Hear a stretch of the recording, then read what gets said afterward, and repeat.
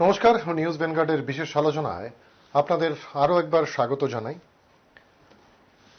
এই মাসেরই 20 ডিসেম্বর মেয়াদ শেষ হতে চলেছে আগরতলা পুর নিগমের। এই সময়কালটার মধ্যে নিগমের পরিষেবা কেমন পেলেন নগরবাসী এবং যারা পারিষদ ছিলেন তারাই বা এই 5 বছরে তাদের যেটা সাফল্য বা যে কাজগুলো তারা করতে পারেননি বা কাজ করতে গিয়ে যেখানে অসুবিধে হয়েছে, এই হচ্ছে একটা দিক। আরেকটা দিক, যারা আগে ছিলেন পুরো পরিষদ যখন ছিল, নিগম হয়নি, তখন যারা দায়িত্বে ছিলেন তারাই বা তাদের অভিজ্ঞ চোখ দিয়ে কিভাবে দেখছেন বর্তমান কমিটিকে, এই বিষয় নিয়েই আমাদের আজকের আলোচনা। এই আলোচনায় যারা অতিথি রয়েছেন আমাদের সঙ্গে, শুরুতেই আপনাদের সঙ্গে পরিচয় করিয়ে দিই, যদিও তারা পরিচিত মুখ প্রত্যেকেই। রত্না দত্ত রয়েছেন পুর পরিষদ আমাদের সঙ্গে, নমস্কার, আপনাকে স্বাগত জানাই। রয়েছেন প্রাক্তন পুর পরিষদ প্রবীর চক্রবর্তী, আপনাকেও স্বাগত জানাই। আছেন ধনমণি সিনহা, পুর পরিষদ। আপনারা তিনজনকে নিউজ ভ্যানগার্ডে স্বাগত জানাই। এবং আছেন আপনারা, এই আলোচনায় আপনারাও সামিল হতে পারেন, ফোন করতে পারেন আমাদের সরাসরি। আমি শুরুটা করি আপনার থেকেই। মেয়াদ প্রায় শেষ হতে চলেছে, এই 5 বছর, সেই 5 বছরে আমি যদি সাফল্যের দিকটা বলি, একজন পারিষদ হিসেবে কোন বিষয়টাকে সামনে রাখবেন? রাস্তাঘাটের উন্নতি বা জলের ভাতা সবকিছুতেই আমার ওয়ার্ড সব দিক দিয়ে এগিয়ে আছে। আমি সবার জন্য আর কাজ করছি। সার্বিকভাবে যদি আমি নিগমের পারফরমেন্সটা বলি, হ্যাঁ, নিগমের তো হয়তো কিছু কাজ অসমাপ্ত রয়েছে, প্রায় কাজে অসমাপ্ত রয়েছে, বা আমাদেরও পূর্ণ কাজ হয়েছে এটাও আমরা বলতে পারছি না। কারণ আমরা 10টা কাজ যদি চাই আমরা 2টো পাই, তারপর আমাদের 8টাই তো পেন্ডিং রয়ে গেছে না। তাই আমরা পুরোপুরিভাবে সাজাতে পারিনি ওয়ার্ডটাকে। হয়তো আগামী দিন যদি কোনো আশীর্বাদ থাকে, সবার রাজ্যবাসী আশীর্বাদ থাকে, তাহলে চেষ্টা করব দিকটা সাজানোর জন্য। অবশ্যই। আমি ধনমণি বাবু আপনার কাছে যাব। আপনি কিভাবে দেখছেন বিষয়টাকে, বা গোটা টিমকে কেমন মার্কস দেবেন, স্কোর কি দেবেন? এটা প্রত্যেকেই জানেন যে আমাদের এই যে 5টা বছর গেল, তার মধ্যে আমরা 2টো সরকার পেয়েছি। প্রথম আমরা বামফ্রন্ট সরকারের অধীনেই আমাদের এই পুরো নিগম কাজ শুরু করেছিল এই 5 বছরে। পরবর্তীকালে রাজ্যের সরকারের পরিবর্তন ঘটে, এটা প্রত্যেকেই জানেন। তা আমরা দেখেছি এই 2টি টার্মে বেশিরভাগ সময়টাই নতুন সরকারের, কারণ এটা 3 বছর, আর এর আগে ছিল আমাদের বামফ্রন্টের 2 বছর। আমরা দেখেছি বামফ্রন্টী সরকারের সময়েতে পুরো নিগমের কাজ এটা পরিকল্পিতভাবেই চলেছিল, এবং পরবর্তীকালে আমরা যেটা দেখলাম যে খানিকটা হলেও এটা স্তীমিত ছিল। তো এটা তুলনামূলকভাবে আলোচনা করলে কাজ স্তীমিত ছিল না, পরিকল্পনা স্তীমিত ছিল? পরিকল্পনাটা একটু স্তীমিত ছিল, আচ্ছা, কাজ নয়। সেখানে নতুন করে তারা আসার পরে এটা ভাবনা চিন্তা করতে একটা সময় লেগেছে, এটা বটে। তারপরেও করোনার আবহে অনেকখানি বাধা বিপত্তি উন্নয়নের ক্ষেত্রে, শুধু পুর নিগম বলে নয়, সারা রাজ্যেই বা সারা ভারতবর্ষেই, সারা পৃথিবীতেই এই করোনার আবহে অনেকখানি ডেভেলপমেন্টের কাছ থেকে খানিকটা বাধা পড়েছে, এটা তো সত্য ঘটনা। তো আমি যেটা বুঝি যে পরিকল্পিতভাবে কাজ করার ক্ষেত্রে যে বামপন্থী সরকার যেভাবে করতেন, সীমিত ক্ষমতার মধ্যে, সীমিত অর্থের মধ্যে, এটা বলা বাহুল্য খুবই ভালো।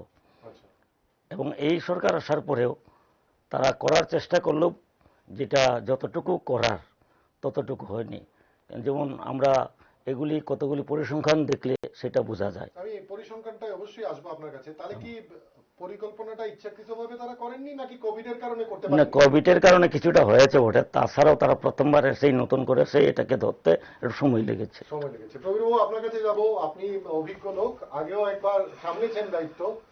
বর্তমান নিগমকে কি চোখে আপনি দেখছেন? বর্তমান তো বলতে গেলে অতীত কিছু চলে আসবে। আচ্ছা, ফলে আমি প্রশ্নটার মধ্যেই উত্তরটাকে সীমাবদ্ধ রাখব। অতীতকে যদি আনতেই হয় পরবর্তী সময়ে, অবশ্যই অতীত তো আসবেই। হ্যাঁ, অতীতটা নিশ্চয়ই আসবে। সে অতীতটা সম্পর্কে 2-4টি কথা বলার বিষয় আছে, থাকবে। সেটা নিশ্চয়ই আমি অবগত করার চেষ্টা করব। যথার্থভাবেই গত 5 বছরের পারফরমেন্স যদি ধরি, বিচার যদি করি, 5 বছরের পারফরমেন্স বিচার করতে গেলে পর এটাকে দুটো ভাগে ভাগ করতে হয়। প্রথম পর্বটা তথাকথিত বামফ্রন্ট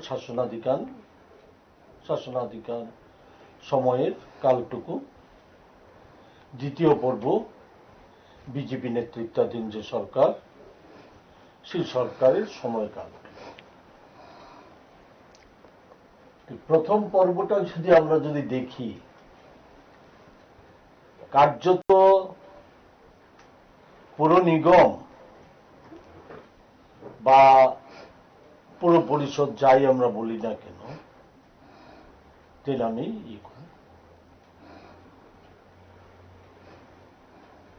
পুর পরিষদকে পুর নিগমে উন্নীত করা, এটাই যথাযথ পরিকল্পনা ছিল না। আচ্ছা, এই পরিকল্পনা বিহীন ভাবে পৌর নিগমে উন্নীত করা হয়েছিল। পৌর নিগম এলাকায় বিস্তীর্ণ এলাকা, গ্রামীণ এলাকা জুড়ে দেওয়া হয়েছিল সম্পূর্ণ অপরিকল্পিতভাবে।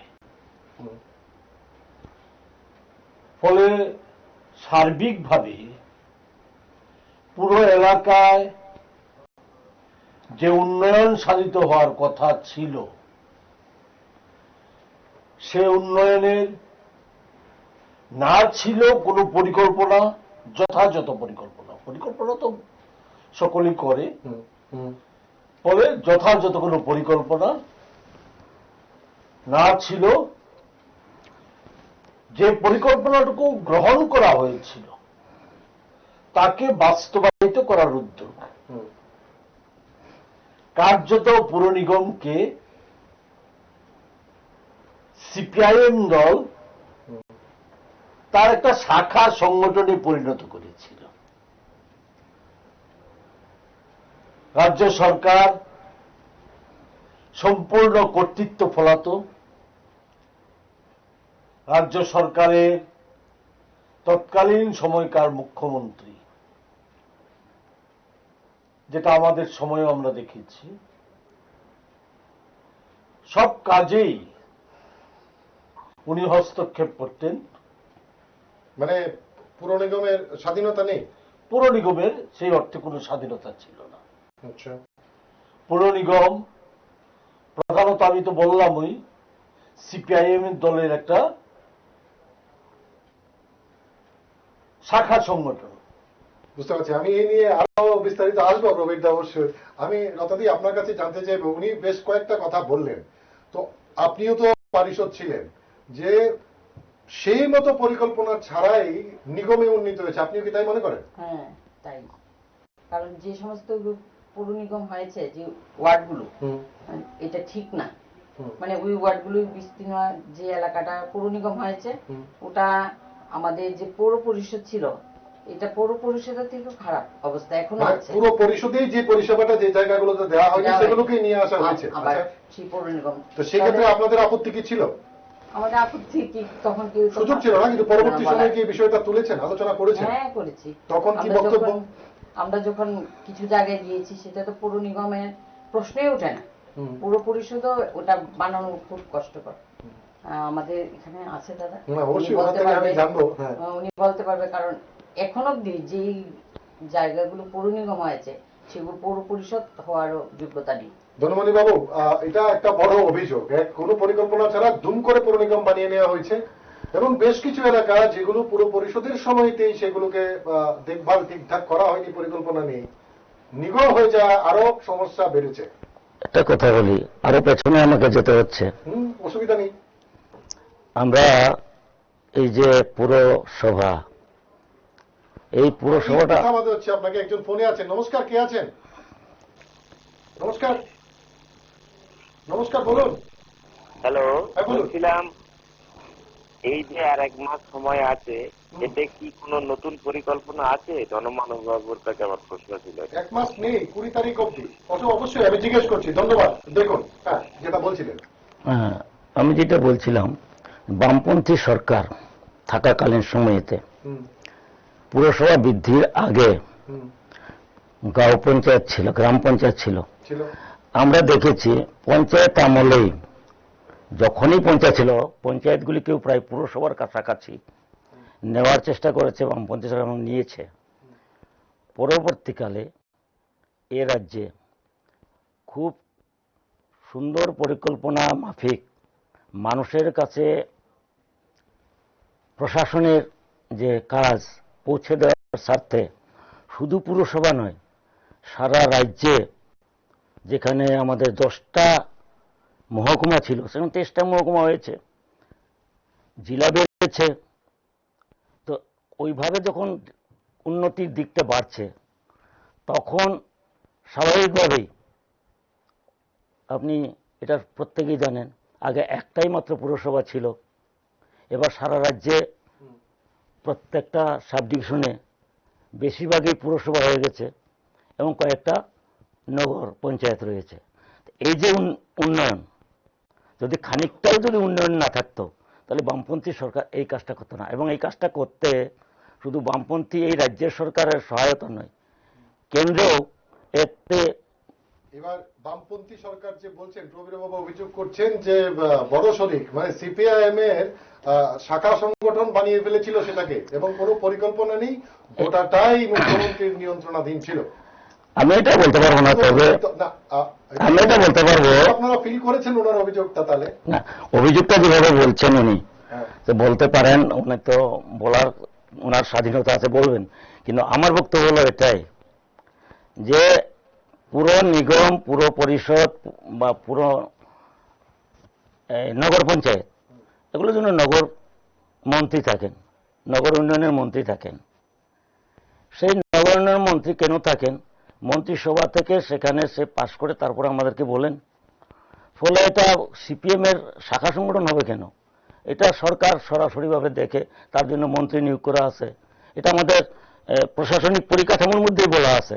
সুতরাং কেউ যদি জোর করে বলেন যে না এটা সিপিএম এর শাখা সংগঠন, এগুলো কি করে এটা মানা যায়? এটা মানা সম্ভব না। এটা মানুষ কি করে বলবে? বলছেন যে যেভাবে আপনাদের বাম ঐক্য ছিল সেই সিদ্ধান্ত মতেই নিগমটা চলেছে, সেখানে বড় শরিক বলে কোনো বিষয় ছিল? বড় শরিক বলে কোনো বিষয় নেই। বামপন্থী এটা সরকার ছিল। স্বীকার করছেন না, স্বীকার অস্বীকার সেটা আলাদা প্রশ্ন।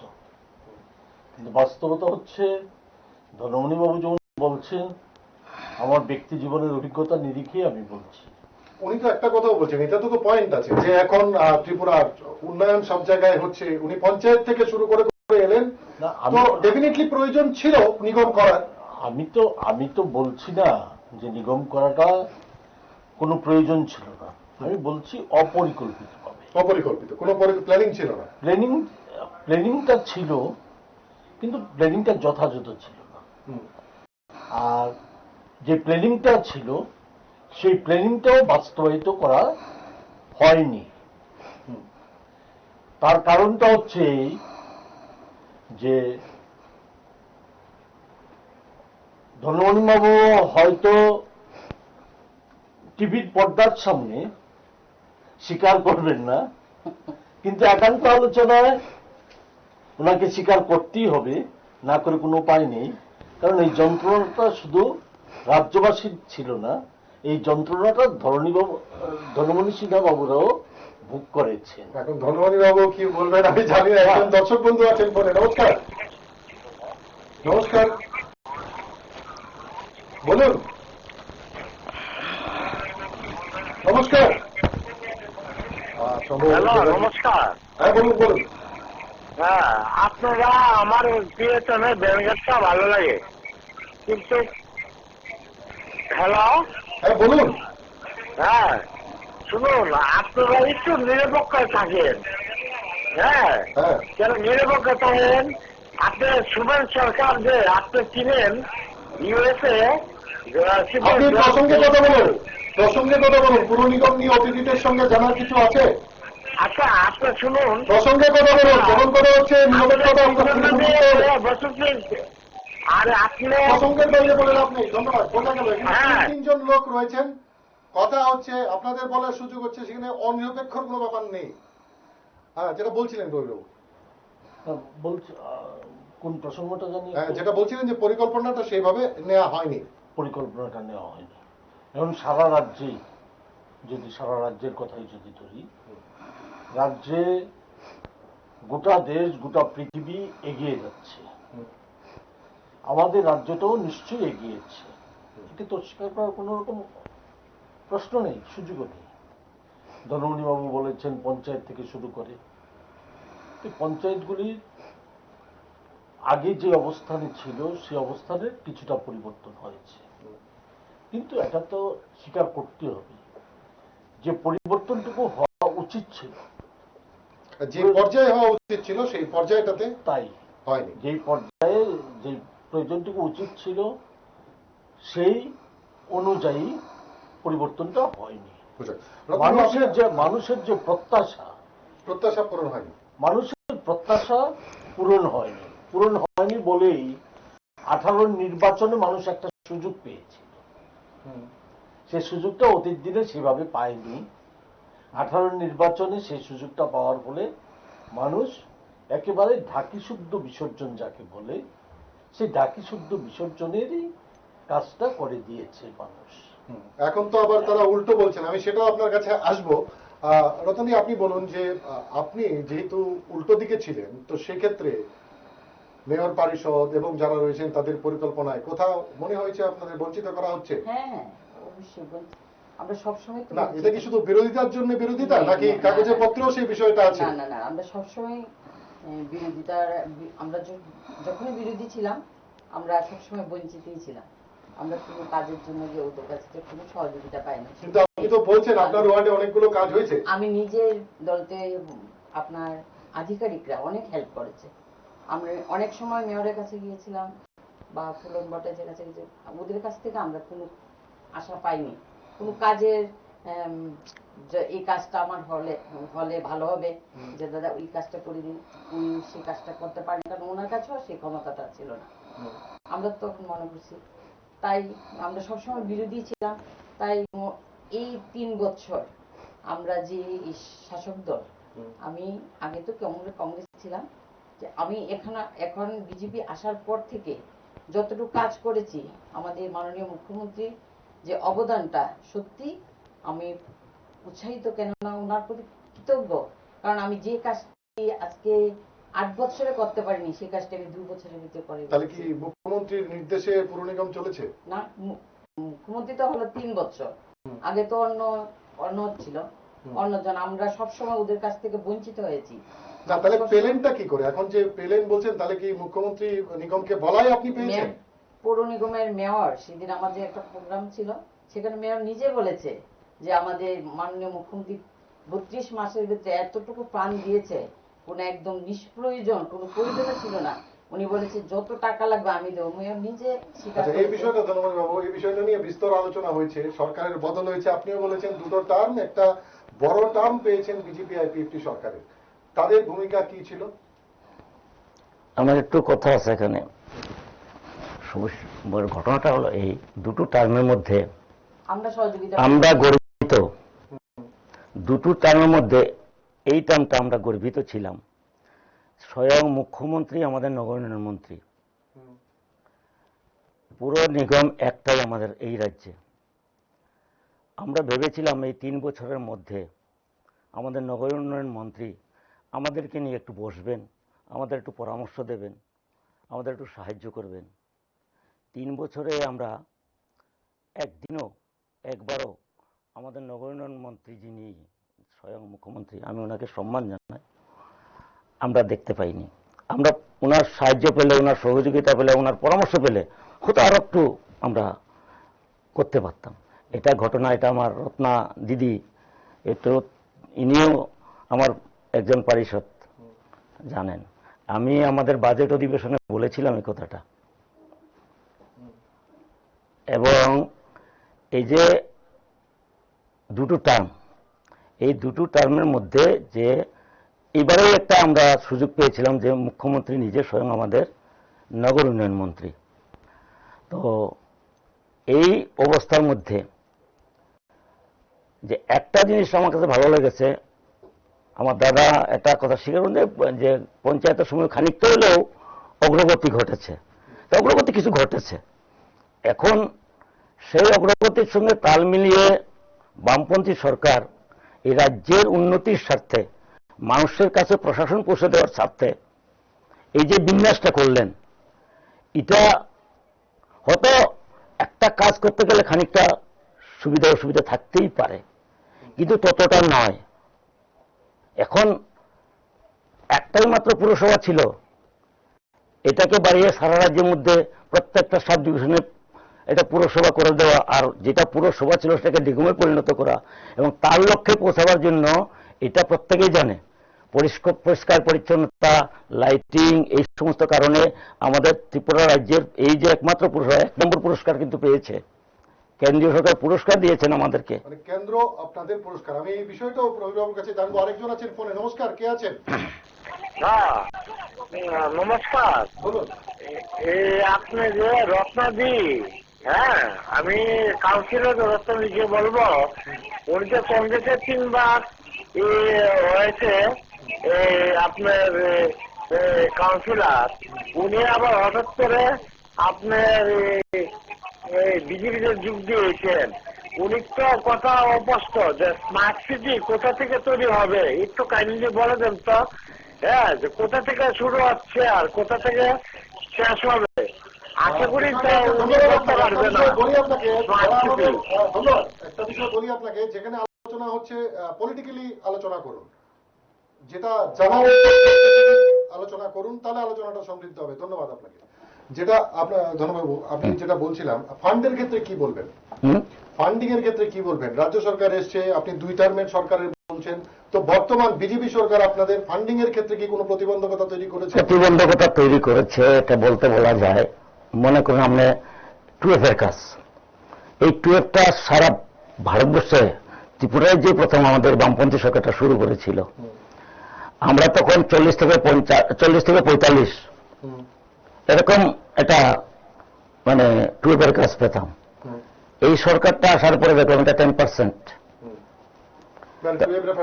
এবং এটা বুঝবেন যে আমি পরিসংখ্যানের কথা আগে বলেছিলাম, যেমন আগে বামপন্থী সরকারের এটা সুয়েপের একটা টাকা থাকতো। সুয়েপটা কেন দিত? সুয়েপটা দেওয়ার কারণটা হচ্ছে কি, যে কোনো সময় একটা আকস্মিক কোনো দুর্ঘটনা বা কোনো একটা কাজ প্রয়োজন হয়, তাহলে ওই পুরো পারিষদ তার নিজের ইচ্ছা মতো সেটা সেখানে খরচ করতে পারবে।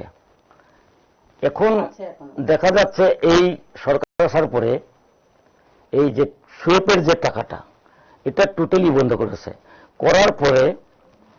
বন্ধ করার পরে এখন নতুন করে একটা সংযোজন করেছেন তারা, সেটা হচ্ছে সেন্ট্রাল লেবার। এই সেন্ট্রাল লেবাররা কিন্তু, আমার রত্না দিদিও জানে, এটা কিন্তু পুরো পারিষদ যারা তারা কিন্তু কন্ট্রোলিং করে না, এটা ডাইরেক্টলি সেন্টার থেকে এখান থেকে কন্ট্রোল করে।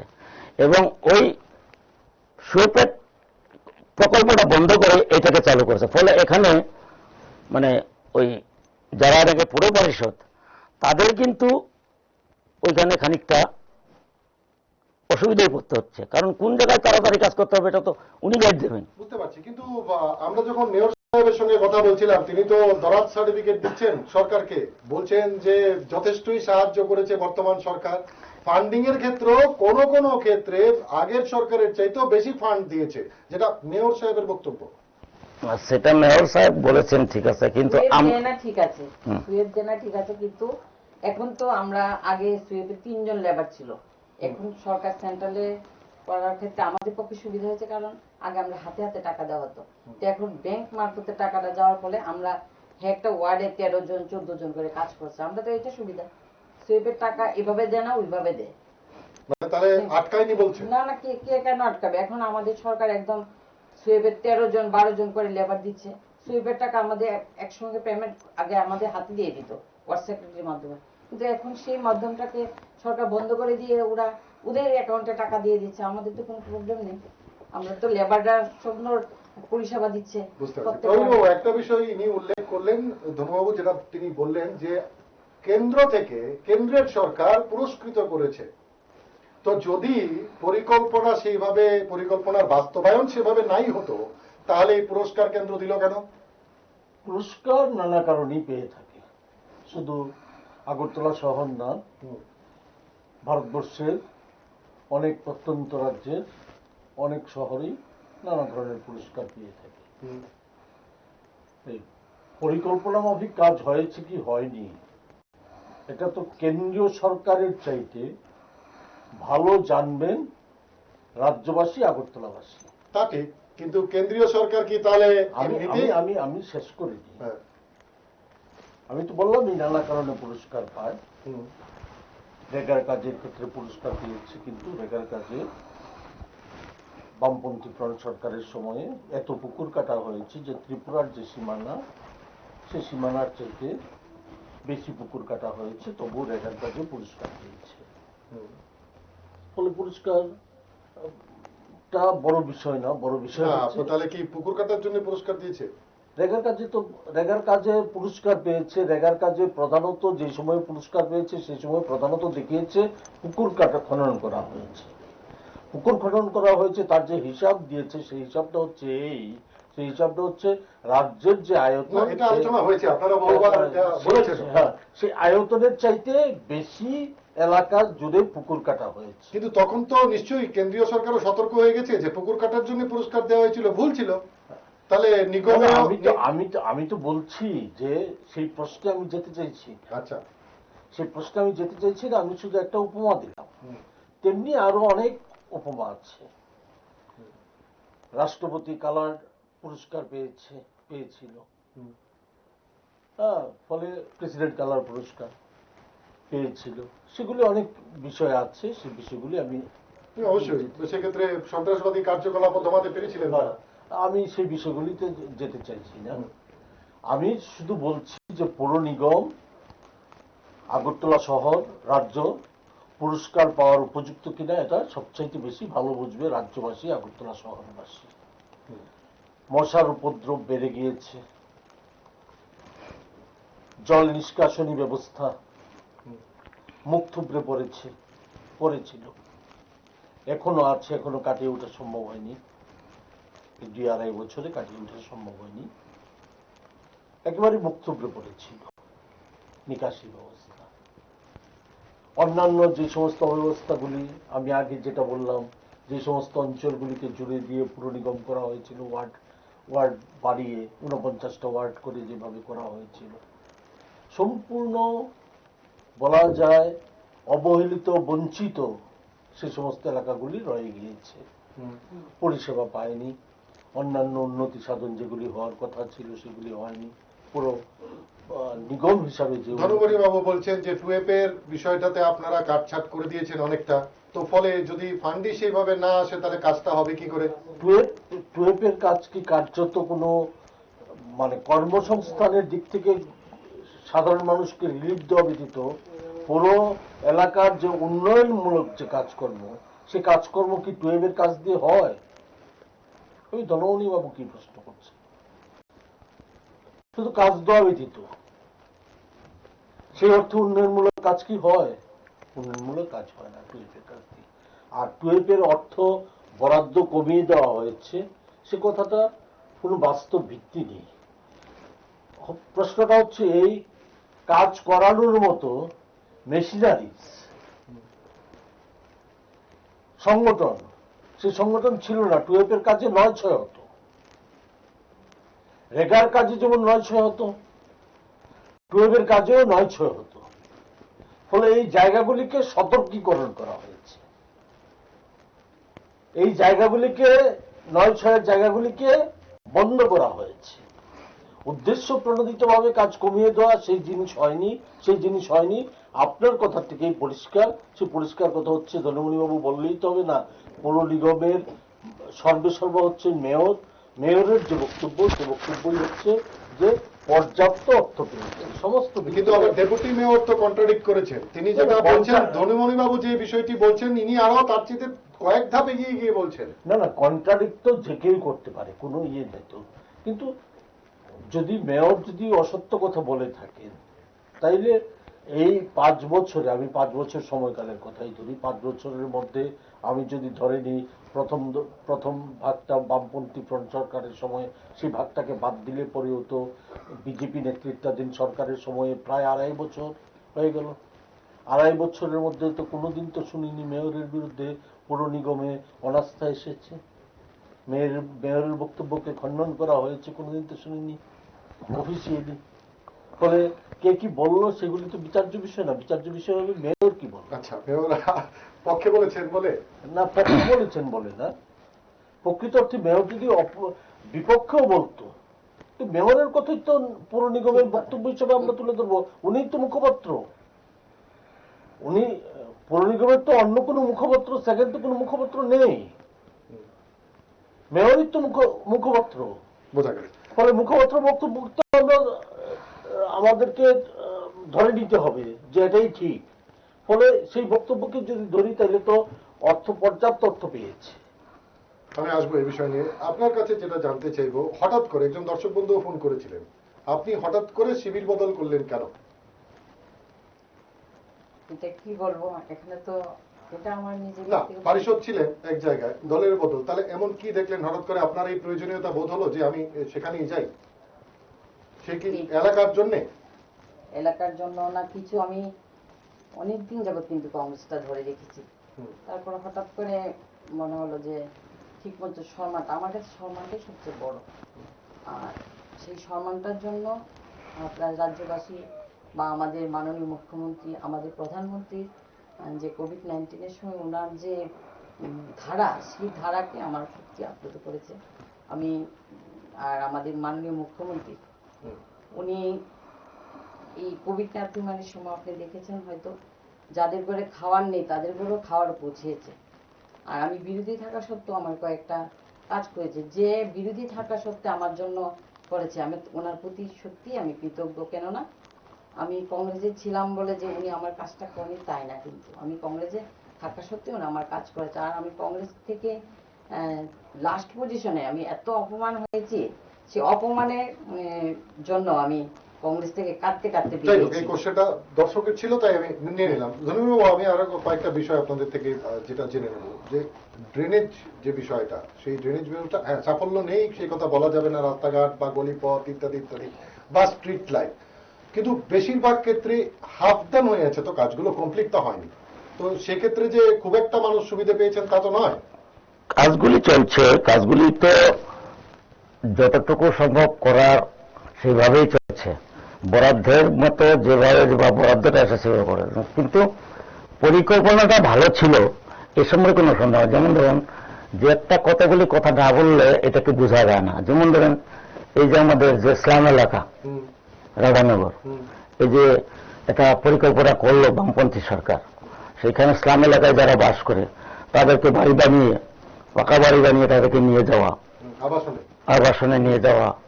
তারপরে এই যে ডিমসাগর, আগে কি ছিল এখন কি অবস্থা দেখছেন তো। এই যে পরিকল্পনা এরকম করে তো অনেকগুলি করেছে বামপন্থী সরকারটা, পরিকল্পনা করে করে। এটা হয়তো পর্যাপ্ত আকারে করা হয়েছে এটা দাবি করতে পারি না, তবে পরিকল্পনার ক্ষেত্রে ত্রুটি ছিল না এবং এটাকে সুন্দরভাবে মসৃণভাবে চালানোর জন্য চেষ্টাটা চলছিল, এবং যার ফলশ্রুতিতে এটা পুরো নিগমকে এবার ওই স্মার্ট সিটি পরিণত করার জন্য কেন্দ্র সরকার অনুমোদন দিয়েছে। সেই সময়ই বামপন্থী সরকারের সময়তে অনুমোদনটা মিলেছে। ফলে এখন ত্রিপুরা রাজ্যের অন্যান্য দেশের সঙ্গে আমাদের ত্রিপুরা রাজ্যের এই একটা পুর নিগম যেটা আছে, এটাকেও স্মার্ট সিটিতে পরিণত করার জন্য কাজ চলছে, এবং সেই কাজে এখনকার বর্তমান সরকার তারা এটা নিয়েই তারা এই স্মার্ট সিটির কাজটা শুরু করেছেন। তাহলে যদি ওই সময় থেকে যদি একটা পরিকল্পিতভাবে বা সুন্দর একটা রূপায়ণ যদি না থাকতো, তাহলে আমাদেরকে স্মার্ট সিটি দেওয়ার মতো পরিস্থিতি ছিল না। এটা মানে বলছেন যে জমিটা আপনারা তৈরি করে দিয়েছেন, এখন ফসল বুনছেন প্রবীরবাবুরা, তাই না? তারা এখন এখন গভর্নমেন্টটা পরিবর্তন করছে, তারা তো যখন যেহেতু সে সিদ্ধান্ত যেখানে কেন্দ্র সরকার যেটা দিয়েছে এটা তো কাজে লাগাতে হবে। কাজে লাগাতে হবে। তবে গোটা পরিকল্পনাটাই বামেদের ছিল, স্মার্ট সিটির প্রজেক্ট। স্মার্ট সিটি প্রজেক্ট তো বামপন্থীদের প্রজেক্ট না। না, পরিকল্পনাটা প্রথম থেকেই ওনারা যেটা বলছেন যে ওনারাই সাজিয়ে রেখেছেন বেসটাকে। এবং শুনুন, স্মার্ট সিটি তো সেটা কিন্তু মেয়র সাহেবও বলেছেন যে তারাই অনেক কথাবার্তাও বলেছেন। না না, কথাবার্তা তো বলতে হবেই, কারণ কথাবার্তা বলতে হবে। কেন্দ্রীয় সরকার সিদ্ধান্ত নিয়েছিল ভারতবর্ষের অনেকগুলি শহরকে স্মার্ট সিটিতে পরিণত করবে। ছোট রাজ্য, এর মধ্যে ছোট রাজ্যগুলি আছে, বড় বড় রাজ্যগুলি আছে, অনেকগুলি শহর, শতাধিক শহর স্মার্ট সিটি। সেই স্মার্ট সিটিতে পরিণত করার ক্ষেত্রে আগরতলার নামও চলে এসেছিল। ফলে আগরতলার নাম চলে আসার ফলে রাজ্য সরকারে যারা ছিল সেই সময় রাজ্য সরকারকে সে আলোচনা করতে হয়েছে। রাজ্য সরকারের অনীহা দেখেছিলাম স্মার্ট সিটি করার ক্ষেত্রে। ওই সময় যে অনীহা দেখেছিল, অনীহা ছিল এই যে স্মার্ট সিটি করলে পরে জল কর বসবে, স্মার্ট সিটি করলে পরে অন্যান্য কর আরোপ হবে। এর ফলে এটা রাজ্য সরকার, তৎকালীন রাজ্য সরকার এগুলিকে সমর্থন করতে পারেনি। ফলে স্মার্ট সিটির কাজকে প্রলম্বিত করেছিল। এগুলি আমরা অনেক কিছু দেখেছি। এগুলি এখন বললেই হবে না যে আমরাই জমিন তৈরি করে দিয়ে গেছি। আমরা এটা রাজ্য সরকারের আলাদা কোনো কৃতিত্ব নয় বা পৌর নিগমের কোনো কৃতিত্ব নয়। এটা সার্বিকভাবে আমাদের দেশের যে পরিকল্পনা, সে পরিকল্পনার অংশ হিসাবেই এটা হয়েছে। আমি এই ক্ষেত্রে যেটা বলতে চাই যে ধনমণি বাবু, কারণ আমাদের সময় শেষের দিকে, ফলে একটা অস্পষ্টতা থেকে যাবে। ধনমণি বাবু বলেছিলেন যে আমি যেটা বলেছিলাম যে মুখ্যমন্ত্রী হস্তক্ষেপ করতেন, সেই সময়কার মুখ্যমন্ত্রী হস্তক্ষেপ করতেন। ফলে এটা বলতে গিয়ে উনি বলেছিলেন যে রাজ্য সরকারের নগর উন্নয়ন মন্ত্রী আছে। আমি বলতে চেয়েছিলাম, সেই সময় আমি বলতে চেয়েছিলাম সেটা হচ্ছে আমার অভিজ্ঞতা আছে, পরিষদ চালানোর অভিজ্ঞতা আছে। পৌর পরিষদে 2000 থেকে 2005 সাল পর্যন্ত ছিলাম। সেই সময়ে কিভাবে কাজ করতে হয়েছে পুরনো রাজ্যবাসী যারা আছে তারা অনেকেই জানে যে আমাকে কিভাবে কাজ করতে হয়েছিল। পৌর পরিষদে সে সময় চেয়ারম্যান ইন কাউন্সিল হিসাবে আমাকে কিভাবে কাজ করতে হয়েছিল, কি কি অন্তরায়গুলি ছিল সেগুলি অনেকেই জানেন। কিভাবে সেই সময় সেই পরিকাঠামোর মধ্যে আমি একটা জিনিস একটু মনে করিয়ে দিই, মানে আপনার হয়তো গিয়ে জিরো ওয়ার্ডের দখল সামলাতে হয়েছিল। না না, জিরো ওয়ার্ডের জিরো ওয়ার্ড একটা তৈরি হয়েছিল তো ত্রিপুরা। জিরো ওয়ার্ডের দখল যেমন সামলাতে হয়েছিল, তেমনি সামগ্রিকভাবে ট্যাক্স আদায় হতো হচ্ছে কিন্তু এই জিরো ওয়ার্ডের অভিযুক্ত বর্তমানের বিরুদ্ধে তো নেই। এই ধরনের অভিযোগ আমি জিরো ওয়ার্ডের প্রসঙ্গটাকে আমি তুলে আনতে চাইছি না। আমি বলছি যে কি ধরনের অবস্থা ছিল। ট্যাক্স কালেকশন হতো 1 কোটি টাকার এদিক সেদিক। এই ট্যাক্সকে আমি উদ্যোগী হয়ে, কারণ আমি উদ্যোগী হয়ে বলছি কারণে যে ব্যতিক্রমী ব্যবস্থা চালু হয়েছিল। এটা পৌর পরিষদে যারা ছিল তারা তাদের সকলেরই স্বীকার করতো যে একটা ট্যাক্স কালেকশনের ক্ষেত্রে, অন্যান্য কাজের ক্ষেত্রে আমাকে ব্যতিক্রমী ভূমিকা প্রতিপালন করতে হতো। ব্যক্তিগত উদ্যোগ নিয়ে সেগুলি করতে হতো। অনেক ক্ষেত্রে নানা ধরনের প্রতিবন্ধকতার সম্মুখীন আমাকে হতে হয়েছে। রাজ্য সরকারের এগুলি সকলের পছন্দ হয়নি। আমার যে উদ্যোগগুলি সকলের সে সময় পছন্দ হয়নি।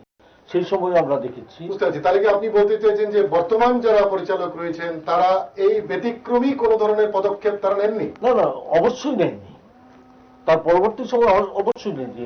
পৌর নিগম বা পৌর পরিষদ তার পরবর্তী সময় থেকে পৌর পরিষদ বা পৌর নিগমকে, এখন পৌর নিগমকে ঠুটু জগন্নাথ, কাউন্সিলরদের তেমন কিছু করার নেই।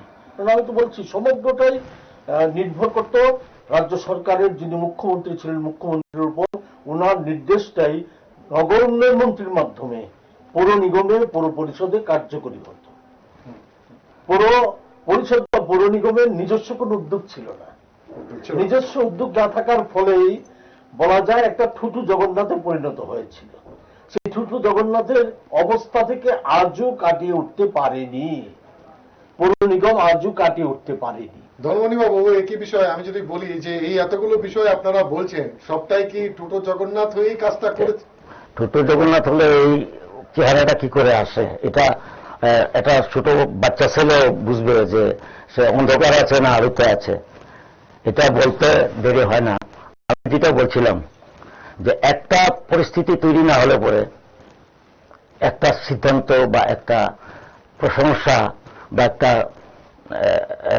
আমরা কি বলি এটা অনুমোদন আসতে পারে না। এটা প্রেক্ষাপট তৈরি না হলে পরে হতে পারে না। যেমন ধরুন আপনি এটা পঞ্চায়েতকে পট করে পুর নিগম করতে পারবেন না। পঞ্চায়েত থেকে পুর নিগম আসতে গেলে তার কতগুলি ধারাবাহিকতা নিশ্চয়ই আসবে, এবং এটা শুধু রাজ্য সরকারের ক্ষমতায় হয় না। রাজ্য সরকার এটা প্রস্তাব করে, কেন্দ্র সরকার অনুমোদন করে, মোটামুটি একটা সিস্টেম যেটা আর কি। তা আমি এটা বোল্ডলি বলতে চাইব যে এই যে বামপন্থী সরকার আমলে যে পরিকল্পিতভাবে এই রাজ্যের যে মানুষের প্রশাসনটা পৌঁছাবার জন্য, মানুষের সাধারণ মানুষের কাছে প্রশাসনটাকে পৌঁছে দেওয়ার জন্য ধাপে ধাপে যে কাজগুলি করেছে, এটা তো আর মুখের কথা নয়, এটা তো পরিষ্কার। আপনার 10টা সাব ডিভিশন ছিল 23টা হয়েছে, 3টা ডিস্ট্রিক্ট ছিল 8টা হয়েছে, পুর নিগম ছিল, পুর পরিষদ ছিল 1টা, এটা বেড়েছে প্রত্যেকটা ইয়েতে। এটা একদম পরিকল্পনা না থাকলে বা একদম তার পরিকাঠামো না থাকলে করেছে এটা। হ্যাঁ, পরিকাঠামোর মধ্যে যতটা পরিকল্পনার বাস্তবায়ন যতটা প্রয়োজন ছিল, মানুষ যতটা চেয়েছিলেন ততটা আপনারা পারেননি করতে, সেক্ষেত্রে আপনাদের ত্রুটি দুর্বলতা না, আমরা না এই কথা বলতে চাই না। আমরা করার চেষ্টা করেছি এবং করেছি, কিন্তু সবটাই আমরা যে 100% করছি এটা বলার চেষ্টা করছি না। আমরা চেষ্টা করছি আর একটু মানুষের কাছে এই সুবিধাটা পৌঁছে দেওয়ার জন্য ধাপে ধাপে আমরা এই কাজটা করেছি। প্রথম বামফ্রন্ট সরকার তো করেনি এটা, বামফ্রন্ট সরকার করতে করতে তারপরে এখানে এসেছে। এখন আমার যে বক্তব্য সেটা হচ্ছে কি, যে একটা অনুমোদন দিতে গেলে তার পরিকাঠামো যদি না থাকে তাহলে কেন্দ্র সরকারের হোক রাজ্য সরকার এটা অনুমোদন করতে পারে না। তো এটা সেই পরিকাঠামোটা তৈরি করেছেন বলেই অনুমোদন করেন। যেমন আপনি যেটা আমার দাদা যেটা বলেছেন প্রবীরদা, পুরো পরিষদ ছিল, পুরো নিগমে আনতে গেলে আমার আয়তনটা বাড়াতে হবে, লোক সংখ্যার আয়তন বাড়াতে হবে, এলাকার আয়তন বাড়াতে হবে। তখন সেটা যখন যেটা যেটা দরকার বামপন্থী সরকার সেটা করেছে। আয়তন না বাড়িয়েও, পুরো ওয়ার্ড না বাড়িয়েও পুর নিগম করা যেত। সেই বিতর্কে যাচ্ছি না, সেই বিতর্কে যাচ্ছি না, কিন্তু আমাদের এখানে পরিস্থিতি ছিল বাড়ানোর, পরিবেশ ছিল বাড়ানোর, সরকার ভেবেছে এবং এটা তারা করেছে। হ্যাঁ, এটা আমি বলি না হলপ করে যে সম্পূর্ণভাবে না হয়েছে, তার মধ্যে কিছু, এটা কথা ঠিক। পঞ্চায়েত যখন ছিল তখন বামপন্থী সরকার এই পুরো পরিষদের মতো পঞ্চায়েতগুলিকে তৈরি করার চেষ্টা করেছেন এবং অনেকখানি এগিয়েছিল বলেই পরবর্তীকালে তারা এই কাজটা করতে সুযোগ পেয়েছিল। অবশ্যই। আমি এক্ষেত্রে একজন বিধায়ী পারিষদ হিসেবে নাগরিকদের কি বলবেন? নাগরিকদের বলবো যে আগামী দিনে আমরা যদি নির্বাচিত হয়ে আসি, আমরা পুরো পরিষদের বাকি যে অংশগুলি আছে মানুষের যে প্রত্যাশা সেটা পূরণে আমরা নিজেরা সচেষ্ট হব।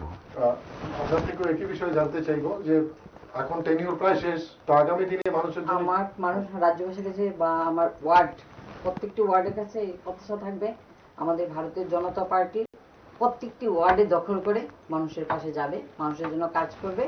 আমাদের মাননীয় মুখ্যমন্ত্রী যে বলেছে শ্রেষ্ঠ ত্রিপুরা, সেই শ্রেষ্ঠ ত্রিপুরা করে পুর নিগমকে দেখাবে। আপনার অভিজ্ঞতা নিয়ে কি আপনি কি চাইছেন নগরবাসী হিসেবে? আমি যেটা চাইছি সেটা হচ্ছে পৌর নিগম তার শ্রেষ্ঠত্ব প্রমাণ করতে হবে। সে প্রমাণ করতে গেলে পরে উদ্যোগটা বাড়াতে হবে। আমি যেটা বলতে চেয়েছিলাম যে 2000 থেকে 2005 সাল পর্যন্ত, আমি ছোট্ট একটা উদাহরণ দেব, আমরা গিয়ে পেয়েছিলাম 1 কোটি টাকার এদিক সেদিক ট্যাক্স কালেকশন হতো। সেই অবস্থার মধ্যে ট্যাক্স কালেকশনের পরিধি বাড়িয়ে দিয়ে, ট্যাক্সটা না বাড়িয়ে পরিধিটা বাড়িয়ে দিয়ে আমার টেনিউরে সেটা প্রায় 5 কোটি টাকার কাছাকাছি গিয়ে দাঁড়িয়েছে।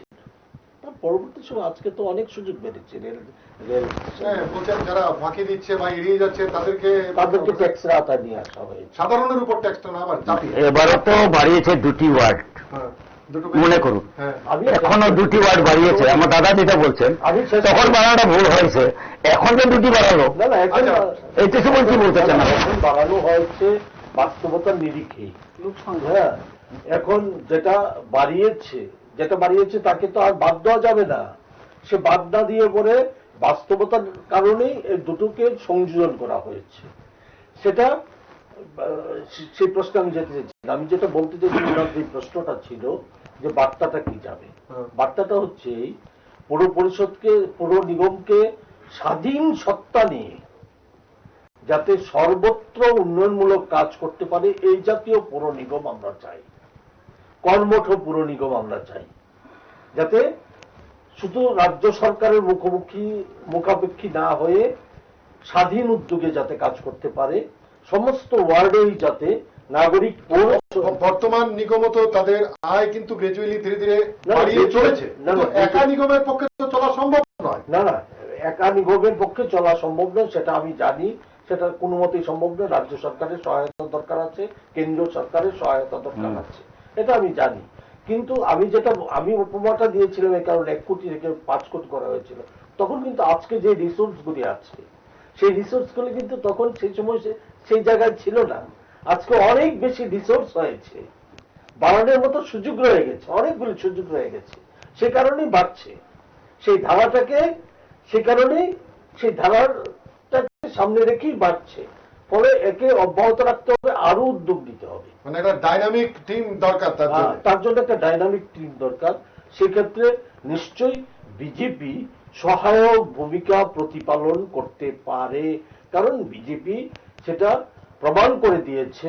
2.5 বছরের সরকার চালানোর মধ্য দিয়ে সেটা প্রমাণ করে দিয়েছে প্রো পিপল, জনগণের জন্য কাজ করার ক্ষেত্রে বিজেপির কোনো বিকল্প নেই। ফলে সেই জায়গায় দাঁড়িয়ে পৌর নিগম আগামী দিনে নিশ্চয়ই আমরা আশা করব আগরতলাবাসী বিজেপিকে সমর্থন করে সর্বত্র যে 51টা ওয়ার্ডের প্রস্তাব করা হয়েছে, সে 51টা ওয়ার্ডেই বিজেপি প্রার্থীদেরকে বিজয়ী করে একটা